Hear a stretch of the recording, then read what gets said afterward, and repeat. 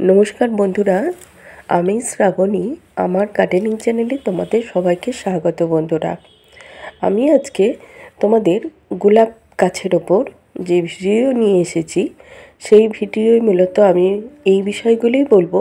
তোমরা কিভাবে গোলাপ গাছের পাতা চকচকে মসৃণ করবে এবং একবার ফুল ফুটে যাওয়ার পর কোনখান থেকে তোমাদের ডালগুলো কাটতে হবে, এই সব নানা বিষয় নিয়েই তোমাদেরকে জানিয়ে দেবো বন্ধুরা। আর এই শীতের সময় দেশি এবং যেগুলো আমরা গাপটিং গোলাপ, প্রতি বিদেশি জবা, এই গোলাপ যেটা বলি, তো প্রতিটাই এখন এই শীতের সময়ে সবার বাড়িতেই কিন্তু, যাদের বাড়ি আছে, প্রচুর পরিমাণে ফুটছে বন্ধুরা।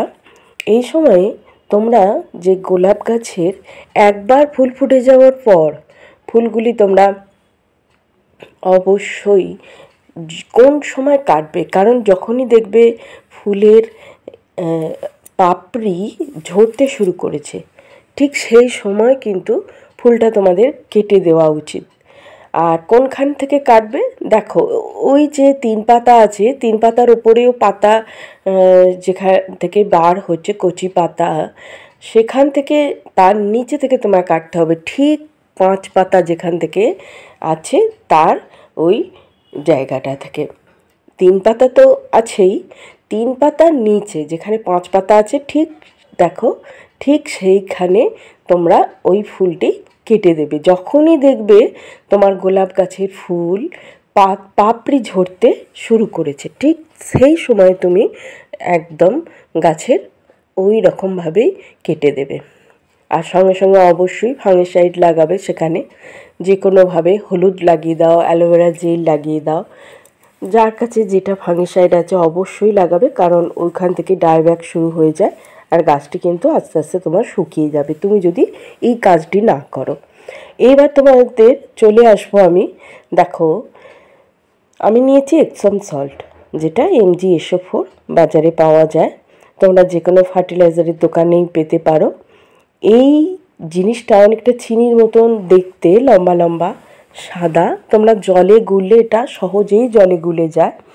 এই জিনিসটাকে তোমরা দেখো এইভাবে তোমরা পুরো 4 চামচের 1 চামচ নেবে, তার মধ্যে তোমরা 2 থেকে 3 লিটার জল নেবে, নিয়ে তোমরা জলটাকে ভালো করে তোমরা গুলিয়ে নেবে, যেটা তোমাদের জলের সঙ্গে কিন্তু এটা সঙ্গে সঙ্গেই মিশে যায়। তোমরা হয়তো 6-7 মিনিট তোমরা অপেক্ষা করলে, কিছু দিয়ে একটু নাড়িয়ে নিলেই তোমাদের কিন্তু এটা সহজেই, একটু অপেক্ষা করতে হয় তাহলেই শুকিয়ে যায়, গুলে যায়, শুকিয়ে যায় বলছি, গুলে যায়, এমন কিছু এটা না।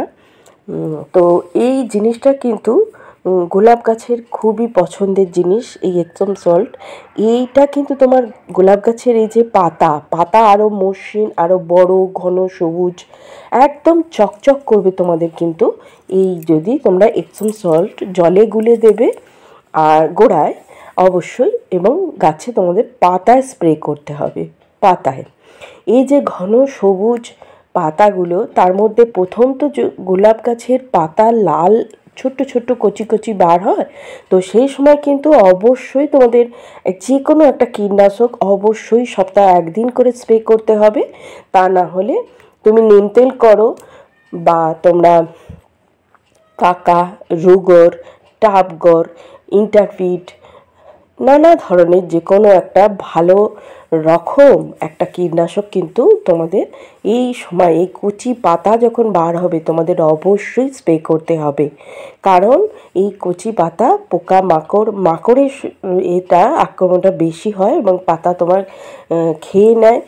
আর এই সময় এই রকম হিউমিক অ্যাসিড, তুমি যে কোনো বাজারে একটা যে কোনো কোম্পানির হিউমিক অ্যাসিড তোমাকে কিন্তু গাছের গোড়ায় একটুখানি ফাঙ্গিসাইড বা রুট হরমোন দিয়ে তোমরা করবে কি, গাছের গোড়ায় দেবে। কারণ জবা গাছের রুট ট্রিটমেন্ট একটা খুবই জরুরি পদ্ধতি, কারণ এই রুট ট্রিটমেন্ট যদি না করো, জবা গাছে ফাঙ্গাস ধরে যায় এবং জবা গাছের রুট তাড়াতাড়ি নষ্ট হয়ে গিয়ে গাছটি কিন্তু ঝিমিয়ে পড়ে এবং গাছটি নষ্ট হয়ে যায়।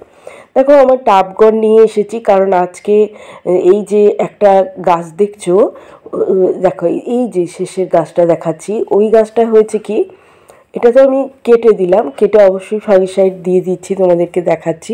আর ওই গাছটা 15-20টা ফুল একসাথে ফুটে গেছে এবং যাওয়ার পর আমি গাছটাকে কিন্তু অল্প অল্প করে কেটে দিয়েছি এবং অসংখ্য কচি কচি ডালপালা বেরিয়েছে। তার জন্য আমাকে অবশ্যই এখন একটা কীটনাশক স্প্রে করতে হবে। তা আমি টাবগড়টা আজকে এনেছি। তো জবা গাছ যেহেতু জবা গাছ বারবার বলে ফেলছি, গোলাপ গাছকে যেহেতু বলা হয় যে রানী, গোলাপের ফুলকে রানী ফুল বলা হয়, মানে ফুলের রানী, সেরকম একটু গোলাপ গাছকে কিন্তু যত্ন একটু এইভাবে করলে তোমরা কিন্তু অসংখ্য অসংখ্য ফুল পাবে। আর অবশ্যই তোমরা একদিন, আজকে যদি তোমরা এপসম সল্ট স্প্রে করো, কালকে তোমরা কীটনাশক স্প্রে করলে, পরশু তোমরা ফাঙ্গিসাইড স্প্রে করলে, এইভাবে গাছে আর একদিন দাও যে কোনো একটা এনপিকে, সে 19 হোক বা 20-20-20, যে কোনো একটা তোমরা দিলে, স্প্রে করলে। আর প্রথম অবস্থায় কিন্তু অবশ্যই গোলাপ গাছ ছোট হলে তোমরা 12-61-0 এনপিকে আইসক্রিম চামচের হাফ, মানে 1 চামচ, ওটা আইসক্রিম চামচের 1 চামচ তোমরা 1 লিটার জলে গুলে ভালোভাবে গোড়াতেও দাও এবং গাছে স্প্রেও করো। এইভাবে যদি এই কটি নিয়ম মেনে নাও, আর রোদ্দুর অবশ্যই রোদ্দুরে রাখতে হবে, কারণ জবা গাছ ভীষণভাবে রোদ্দুর পছন্দ করে। আর মাটি তোমাকে আবহাওয়া বুঝে তোমার মাটি চেক করে গাছে জল দিতে হবে।